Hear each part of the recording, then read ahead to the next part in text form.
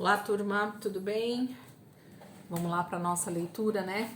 Iniciando aí mais um dia, domingo de Páscoa, hoje dia 9 de abril de 2023, e nós vamos iniciar o livro de 1 Samuel, né? Esse livro que vai trazer tanta novidade para Israel, tantas direções de Deus para Israel, né? Nós vamos ver dentro desse livro de 1 e 2 Samuel. Vamos orar, entregar esse momento para o Senhor e a gente já vai começar a nossa leitura nesse domingo maravilhoso. Jesus, nós queremos te agradecer, Pai, porque nesse dia nós estamos aqui descansando, entendendo o propósito da Páscoa, a sua ressurreição. O tempo, Senhor, de comunhão que nós temos contigo tem nos mostrado o significado real, Senhor, dessa morte, dessa ressurreição, nos trazendo vida, nos trazendo comunhão, nos trazendo revelação de quem o Senhor é. Obrigada, Jesus, por mais essa semana que nós passamos juntos, por mais esses dias, Senhor, que o Senhor nos ensinou dentro do livro de Juízes, ontem no livro de Ruth e hoje, Senhor, já iniciando o 1 Samuel. Eu quero te agradecer, Jesus, porque eu e os meus irmãos temos entendido que esse lugar aqui é o melhor lugar para nós estarmos. A tua presença, a palavra, o entendimento que nós precisamos para o nosso dia a dia, Senhor. Essa edificação, Senhor, que ela só é possível através da tua palavra, dessa leitura e dessa meditação na tua palavra, Jesus. Muito obrigado, Pai, por aquilo que o Senhor está fazendo na minha vida e na vida de cada um dos meus irmãos. Eu te louvo, Senhor, e te agradeço em nome de Jesus. Amém, queridos? Vamos lá? Então, hoje é domingo, né? Dia 7 da semana 15, o último dia dessa semana 15, né? E nós vamos iniciar o livro de 1 Samuel, do capítulo 1 ao capítulo 3. 1, 2 e 3. Vamos lá. 1 Samuel, capítulo 1. Havia um homem chamado Eucana, da tribo de Efraim, que morava em Ramataim Zofim, na região das montanhas de Efraim. Eucana era filho de Jeroão. Jeroão era filho de Eliú. Eliú era filho de Tou. E Tou era filho do efraimita Zufi. Eucana tinha duas mulheres, uma se chamava Ana e a outra Penina. Penina tinha filhos, Ana, porém, não tinha. Todos os anos, Eucana e sua família faziam uma viagem até o tabernáculo em Siló, a fim de adorar ao Senhor dos céus e oferecer sacrifícios a ele. Os sacerdotes que estavam de serviço nesse tempo eram os dois filhos de Eli, Ofni e Finéias. No dia em que Eucana oferecia o seu sacrifício, dava uma parte para Penina e outra para todos os filhos e filhas dela. Mas a Ana ele dava 2 vezes mais, porque a amava, apesar de o Senhor a ter deixado estéril. Aconteceu que Penina piorava a situação, porque provocava Ana continuamente para deixá-la irritada pelo fato de o Senhor não lhe permitir ter filhos. E todos os anos era a mesma coisa. Penina caçoava de Ana e a provocava quando iam a Siló, a casa de Deus. Por isso Ana chorava muito e não tinha vontade de comer. O que está acontecendo com você, Ana? Perguntou o marido. Por que você está chorando e por que não come? Será que eu não sou melhor para você do que 10 filhos? Certo dia, após a refeição da tarde, quando ainda estavam em Siló, Ana foi ao tabernáculo do Senhor. O sacerdote Eli estava sentado no seu lugar de costume, ao lado da entrada. Ela estava sentindo-se profundamente angustiada e chorava amargamente, enquanto fazia sua oração ao Senhor. Ana fez este voto dizendo: Ó Senhor dos exércitos, se olhar para o meu sofrimento e responder à minha oração, dando-me um filho, então dedicarei esse filho ao Senhor. Ele será seu por todos os dias que viver, e os seus cabelos e a sua barba nunca serão cortados. Eli percebeu que a boca de Ana se mexia enquanto ela orava em silêncio, do fundo do coração diante do Senhor. Porém, Eli não ouvia som algum. Então pensou que ela estava embriagada e perguntou a ela: era preciso vir aqui embriagada? Veja se para de beber vinho. Por favor, meu senhor, respondeu ela, não estou embriagada. Estou profundamente angustiada e estava abrindo meu coração diante do Senhor. Não bebi vinho nem bebida fermentada. Não julgue a sua serva como uma mulher vadia. Oro assim por sofrer grande angústia e aflição. Nesse caso, disse Eli, tenha bom ânimo, levante-se, vá em paz, e que o Deus de Israel conceda o que você pediu. O Senhor, ó Senhor, muito obrigada. A Ana exclamou, então ela voltou feliz e começou a se alimentar de novo. A tristeza desapareceu do seu rosto. A família se levantou bem cedo na manhã seguinte e foi ao tabernáculo adorar o Senhor. E depois voltaram para casa, em Ramá. Eucana teve relações com Ana e o Senhor se lembrou dela. Ana ficou grávida e no devido tempo teve um filho e deu a ele o nome de Samuel, dizendo, eu o pedi ao Senhor.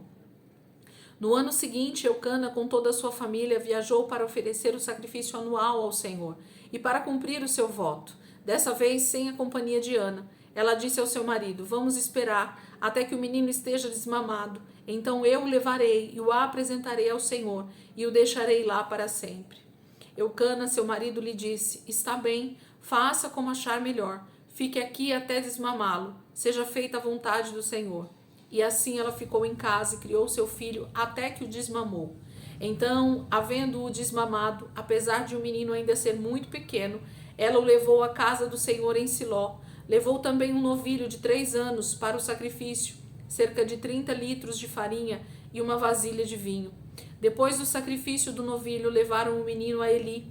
Meu senhor, lembra-se de mim? Perguntou Ana ao sacerdote Eli. Juro por sua vida que sou aquela mulher que esteve aqui aquela vez orando ao Senhor. Pedi ao Senhor que me desse este filho e ele atendeu ao meu pedido. Por isso agora eu entrego ao Senhor. Por todos os dias em que viver, ele pertencerá ao Senhor, pois ao Senhor foi pedido, e adoraram ali ao Senhor. Capítulo 1 de 1 Samuel talvez seja o texto mais lido, mais pregado, né, em várias igrejas, mais observado, né, dentro do livro de 1 Samuel, por ser esse texto tão rico em milagres, em bênçãos, em buscar a Deus, em saber que Deus é poderoso, né? E o exemplo de Ana, então, ele é pregado e falado para todos os cristãos, de que nós devíamos ter essas mesmas atitudes que Ana, né?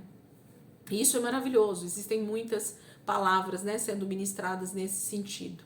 Mas o que eu quero ressaltar aqui, gente, é o que eu falo todos os anos, é o que eu falo sempre que me vem essa palavra à mente, é sempre que eu leio esse texto bíblico, eu presto atenção exatamente nesse detalhe e é a mesma coisa que o Espírito Santo sempre testifica para mim e me lembra, na verdade, né? Faz eu lembrar.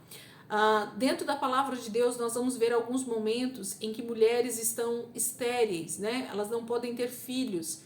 E em algum momento Deus então intervém na vida dessas mulheres e ela então gera um filho e geralmente depois desse filho vem outros, né? É como se fosse um despertar para a vida daquela mulher. E na vida de Ana não é diferente.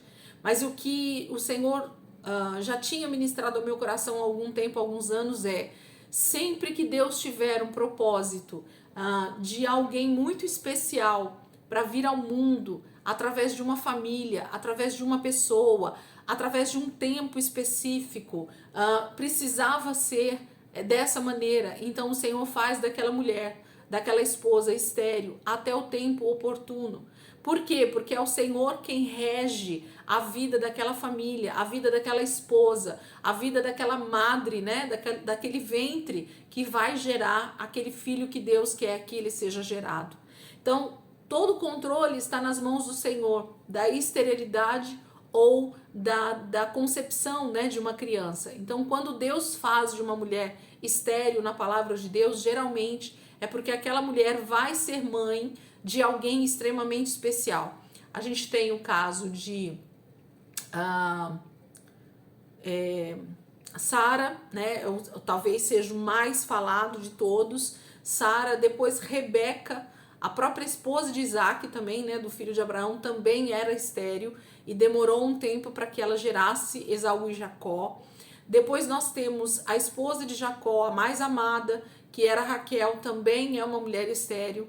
Depois a gente já viu aqui em Juízes a esposa de Manoá, né, que vai gerar Sansão, também era uma mulher estéril. E agora a gente tem aqui Ana, essa mulher que Deus tinha um propósito muito especial para a vida dessa mulher e faz dela uma mulher estéril por muitos anos, para que esse momento que está registrado aqui na palavra de Deus viesse à tona para mim e para você. Então eu só estou falando isso porque para mim esse é a grande questão de Samuel. Samuel era um menino para vir nesse tempo para Israel, nascer nesse momento da história, porque Samuel tinha uma história, Samuel tinha um propósito, Samuel tinha uma palavra profética sobre a vida dele. Ele seria um grande líder, um grande juiz, um grande líder espiritual para um profeta, né, para Israel. Então ele tinha que nascer no momento certo.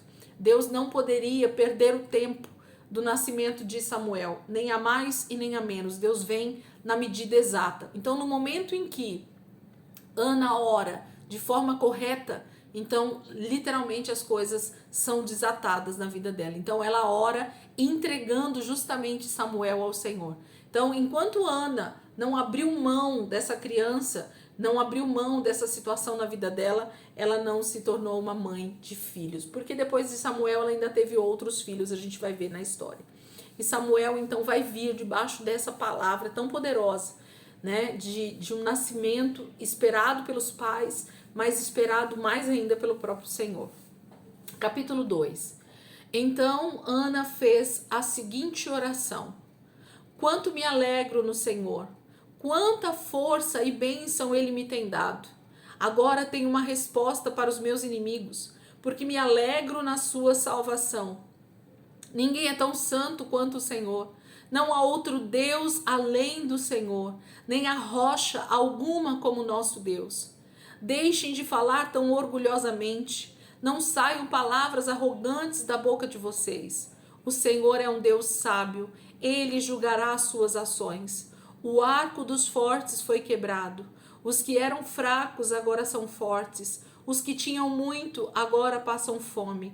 Os que passavam fome agora têm alimento. A mulher que não tinha filhos agora tem 7.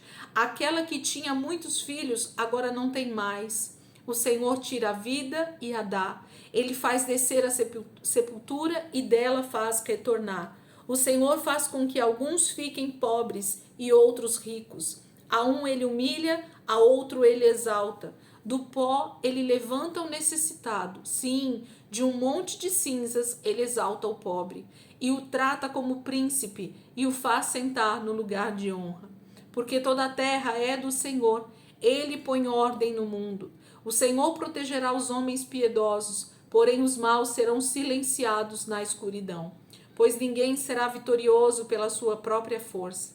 Os que lutam contra o Senhor serão humilhados. Do céu o Senhor troveja contra eles. Ele julga até os confins da terra. Ele dará grande força ao seu rei e dará grande glória ao seu ungido. Então Eucana voltou para casa em Ramá, sem o menino, e Samuel tornou-se servo consagrado ao Senhor, sob a orientação do sacerdote Eli. Os filhos de Eli eram homens maus, que não amavam o Senhor. Estavam acostumados a mandar um empregado ficar ali por perto.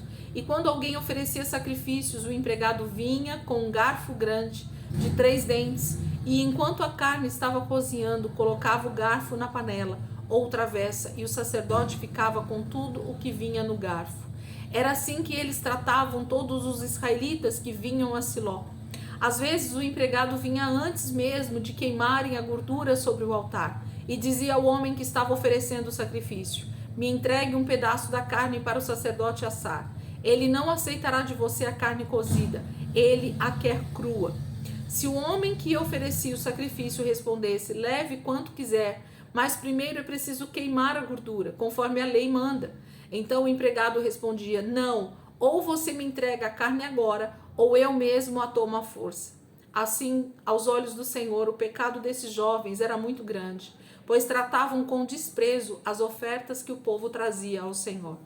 Embora ainda fosse uma criança, Samuel ministrava diante do Senhor e vestia um pequeno manto de linho semelhante ao manto sacerdotal. Cada ano, a mãe de Samuel fazia para ele uma túnica e a levava para ele quando vinha com o marido para Siló oferecer sacrifício anual. Antes de voltarem para casa, Eli abençoava Eucana, dizendo: que o Senhor dê filhos a você com esta mulher no lugar deste que ela pediu e entregou ao Senhor. E o Senhor abençoou Ana. Ela engravidou e deu à luz 3 filhos e 2 filhas. Enquanto isso, Samuel crescia diante do Senhor. Eli já estava muito velho, mas ele sabia o que seus filhos faziam a todo o Israel e como conquistavam e tinham relações com as mulheres que prestavam serviço à entrada do tabernáculo. Então ele lhes disse: por que vocês fazem estas coisas? De todo o povo tenho ouvido o mal que vocês têm praticado. Parem com isso, meus filhos. Tenho ouvido o povo do Senhor falar coisas terríveis a respeito de vocês. Quando um homem pecar contra outro homem, os juízes o julgarão. Mas se o homem pecar contra o Senhor, quem intercederá por ele? Porém, seus filhos não deram atenção ao que lhe dizia, porque o Senhor já tinha decidido matá-los. O pequeno Samuel ia crescendo e era estimado pelo Senhor e pelas pessoas. Um dia veio a Eli um homem de Deus com este recado da parte do Senhor: por acaso não manifestei claramente o meu poder à família de seu pai quando eles eram escravos no Egito, sob o domínio do faraó? Não escolhi seu pai Levi entre todas as tribos de Israel para ser o meu sacerdote e sacrificar sobre o meu altar, queimar incenso e usar um manto sacerdotal quando estivesse prestando serviço diante de mim? E não dei à família de seu pai, os sacerdotes, as ofertas queimadas trazidas pelo povo? Por que então vocês são tão gananciosos e querem todas as ofertas que são trazidas a mim? Porque você, Eli, tem honrado mais a seus filhos do que a mim, pois você e eles engordaram comendo o melhor das ofertas feitas por Israel, o meu povo? Portanto, eu, o Senhor, o Deus de Israel, declaro que, embora tenha prometido que a sua família, da tribo de Levi, sempre seria a família dos meus sacerdotes, agora vejo que é impossível permitir que continuem a fazer o que fazem. Honrarei aqueles que me honram e desprezarei aqueles que me desprezam. Acabarei com a sua família, de modo que ela não me prestará mais serviço como sacerdotes. Cada membro da sua família morrerá antes do tempo. Ninguém chegará a envelhecer. Você terá inveja da prosperidade que darei ao meu povo. Mas você e sua família estarão em aflição e necessidade na casa de Deus, e ninguém da sua família ficará velho. E todos os descendentes que sobreviverem, que eu não eliminar do meu altar, viverão em tristeza e angústia, e seus filhos morrerão quando estiverem com toda a força. E para provar que aquilo que eu disse vai acontecer, farei com que seus 2 filhos, Ofni e Finéias, morram no mesmo dia. Então farei surgir um sacerdote fiel, que estará a meu serviço e agirá de acordo com o meu coração e a minha mente. Abençoarei os seus descendentes para sempre, e ele servirá sempre diante do meu ungido. Então todos os seus descendentes se curvarão diante dele, mendigando dinheiro e alimento. Por favor, eles implorarão: arranje-me um trabalho entre os sacerdotes, de maneira que eu tenha pelo menos o que comer. Capítulo 2 fala desse crescimento, né,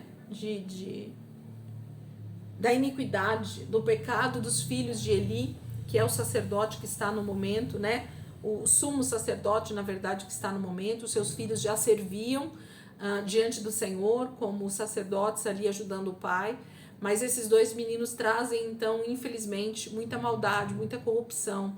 O texto mostra o que eles faziam, né, com as ofertas, querendo a melhor parte, tirando, inclusive, as ofertas do altar antes mesmo delas serem oferecidas como deveriam. Então, assim, a maneira cruel e arbitrária, né, que os filhos de Eli trabalhavam no tabernáculo era algo terrível diante do Senhor. Eles nem imaginavam como eles estavam atraindo para a família deles, para a descendência deles, maldição. Porque é isso que acontece. O Senhor então envia um sacerdote, um profeta, que nem é dito o nome desse profeta. A Bíblia não fala sobre quem é esse profeta que traz essa mensagem. Mas a mensagem para Eli é clara, é objetiva, é direta, que os seus filhos estavam prestes a morrer e a sua descendência então mendigaria para sempre alimento, uma vida, né, digna como da tribo de Levi. Então Deus iria trocar a família sacerdotal a partir da morte de Eli e dos seus 2 filhos. Deus levantaria um outro sacerdote fiel, como ele mesmo diz, e esse sacerdote então cumpriria o propósito de Deus, dando continuidade, né, ao tabernáculo e depois ao templo. Então a gente vai ver essa promessa, essa palavra, né, essa profecia se cumprindo um pouco mais à frente. Guarda ela aí no teu coração, grifa ela na tua Bíblia, deixa esse texto guardadinho aí, que você vai lembrar desse texto. Mais à frente a gente vai lembrar dessa situação que o Senhor fala com Eli sobre os seus filhos e sobre a sua descendência. O texto do capítulo 2 começa com uma oração magnífica, né, de Ana. E esse é um texto que a gente poderia orar várias e várias e várias vezes na nossa vida de oração, porque Ana não está falando de uma mulher que engravida e tem um filho, mas Ana está falando sobre uma profecia de alguém que nasce num tempo oportuno para que Deus possa vir contra os seus inimigos. Então, assim, a oração de Ana, ela é tão profética a respeito do próprio Senhor Jesus, a respeito do tempo que viria sobre Israel, né? Então, assim, eu olho para essa oração e me alegra demais, porque Ana está sendo extremamente profeta nesse momento, deixando essa oração, essa profecia a respeito de um libertador, a respeito daquele que viria julgar com justiça, a respeito de aquele que não tem, agora vai ter, e aquele que achava que a sua riqueza era a sua segurança, então não vai mais ter. Essa oração de Ana é fantástica, é linda, é maravilhosa, que nós possamos orar ela algumas vezes, inclusive durante esse ano, porque ela realmente é maravilhosa. Capítulo 3, gente. Enquanto isso, Samuel servia ao Senhor como assistente de Eli. Naqueles dias eram muito raras as mensagens e visões que vinham do Senhor. Porém, certa noite, depois que Eli tinha ido deitar-se em seu lugar de costume, com sua idade avançada, Eli estava quase cego. Samuel dormia no templo do Senhor, perto da arca. A lâmpada de Deus ainda não se havia apagado. Então o Senhor chamou: Samuel, Samuel. Estou aqui, respondeu Samuel. Ele levantou-se e correu ao quarto de Eli e disse: Aqui estou. O Senhor me chamou? Perguntou Samuel. Não o chamei, disse Eli. Volte para a cama. E ele voltou e deitou-se. Então o Senhor o chamou novamente: Samuel. E de novo Samuel se levantou e correu ao quarto de Eli e disse: Aqui estou. O Senhor me chamou? Não, eu não chamei você, meu filho, disse Eli. Volte e deite-se novamente. Antes disso, Samuel não conhecia a voz de Deus, porque nunca tinha recebido uma mensagem do Senhor. E o Senhor chamou Samuel pela 3ª vez, e mais uma vez ele se levantou e foi ao quarto de Eli e disse: Aqui estou, o Senhor me chamou? Então Eli entendeu que era o Senhor quem tinha falado ao menino. Por isso ele disse a Samuel: Vá deitar-se, e se alguém o chamar novamente, responda: Pronto, pode falar, Senhor, pois o seu servo está ouvindo. E Samuel voltou a deitar-se, e o Senhor voltou a chamá-lo, como nas outras vezes: Samuel, Samuel. E Samuel respondeu: Fale, o seu servo está ouvindo. Então o Senhor disse a Samuel: Vou fazer uma coisa em Israel que vai deixar todo o povo apavorado. Vou cumprir o que disse a Eli que faria a sua casa, do início ao fim.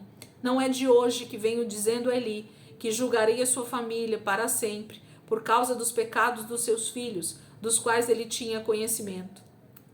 Seus filhos não me respeitaram e ele não os repreendeu. Por isso jurei à casa de Eli que nenhum sacrifício ou oferta queimada apagará a culpa dos seus pecados. Samuel ficou deitado até que amanheceu o dia, e então abriu as portas da casa do Senhor, como de costume. Porém estava com medo de contar a Eli o que o Senhor lhe havia dito. Mas Eli o chamou e disse: Samuel, meu filho. E Samuel respondeu: Estou aqui. Então Eli perguntou: O que foi que o Senhor disse a você?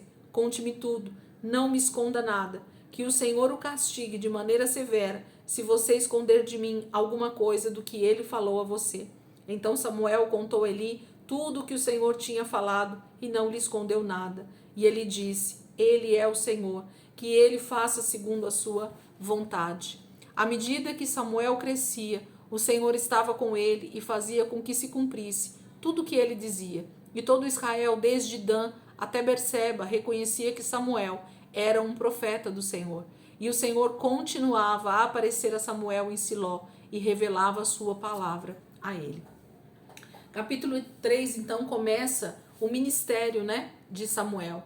Esse ministério que a gente vai ver crescendo, avançando, sendo um divisor de águas agora para Israel, para esse povo que está extremamente afastado do Senhor, com práticas extremamente fora da direção do Senhor, porque Eli já estava se desviando, seus filhos já estavam longe do Senhor, Israel já estava em decadência já há alguns anos, a gente já viu isso dentro do livro de Juízes, e agora o Senhor então providencia um profeta, alguém que vai estar ali diante do Senhor, ouvindo da sua voz, então falando ao seu povo, ouvindo a sua voz e transmitindo a palavra ao seu povo. Eu costumo dizer uma coisa e quero repetir aqui para vocês. Infelizmente, Deus precisa levantar profetas, porque o seu povo não quer ter relacionamento com ele. O profeta da palavra de Deus, o profeta até nos dias de hoje, ele só é necessário porque eu e você não estamos diante do Senhor, ouvindo diretamente dele. Então, como Deus precisa falar com o seu povo, buscando arrependimento, buscando a manifestação do poder de Deus, buscando essa vontade de Deus que se cumpra na vida de cada um de nós, ele envia profetas. Mas não necessitaria dos profetas se cada um de nós fôssemos direto à fonte, fôssemos direto ao Senhor, orássemos, buscássemos ao Senhor, obedecêssemos a Deus, buscássemos o seu reino e a sua justiça. Nós não precisaríamos do profeta. E Israel também não precisaria de um profeta se eles estivessem diante do Senhor com lealdade, com obediência. Mas, como havia infelizmente a desobediência, Deus precisava a cada tempo levantar profetas que ouvissem a sua voz, que estivessem dispostos a se santificar, que estivessem dispostos a se separar para estar ouvindo ao Senhor, para estar falando com o Senhor e assim trazendo a mensagem para o povo. Então o profeta nada mais é do que esse que está totalmente à disposição do Espírito de Deus, para que Deus fale e ele transmita. E geralmente, por ser períodos de decadência, períodos de desobediência, geralmente o profeta tem esse estigma, né? Essa maneira das pessoas olharem que ele sempre traz uma palavra de confronto, sempre traz uma palavra de maldição, sempre traz uma palavra de correção. E não é por acaso, gente, porque na verdade o povo não está desviado, o povo não está longe de Deus. Então o que o profeta vai trazer? O profeta geralmente vai trazer alinhamento, vai trazer correção, vai trazer despertamento para o povo. Então, o profeta geralmente ele tem uma palavra dura mesmo. O profeta geralmente tem uma palavra de conserto, uma palavra de direção. Por quê? Porque o povo está totalmente desviado do Senhor, totalmente desobediente a Deus. E aí o profeta vai ter que ser esse canal que Deus vai usar para correção, para alinhamento novamente com a sua vontade. E por isso que a gente tem essa maneira de falar que as pessoas não gostam muito do profeta, porque geralmente o profeta tem essa palavra mais dura, mais de correção. Mas não é por acaso. E aqui então inicia esse processo de palavras proféticas que Samuel vai começar a receber, e começou justamente pelo seu próprio pai espiritual ali, né? Pelo sacerdote Eli e pela sua família. Mas Samuel descansava em Deus, né? Esperava no Senhor e já começava então os primeiros passos, ouvindo a Deus e transmitindo para Israel.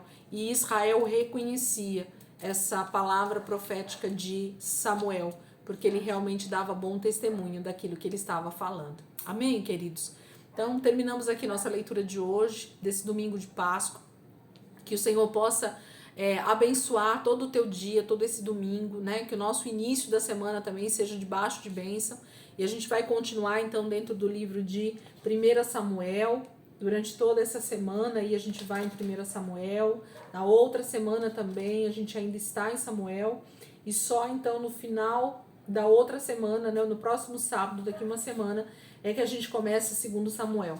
Lembrando que durante essa semana, gente, que vai começar aí, atentem-se ao detalhe que na quinta-feira, na sexta quer dizer, na sexta nós vamos ter salmos junto com a leitura, no domingo nós vamos ter só salmos, que tem a ver com a leitura do sábado, ok? Então nós vamos ter no próximo domingo só a leitura de Salmos.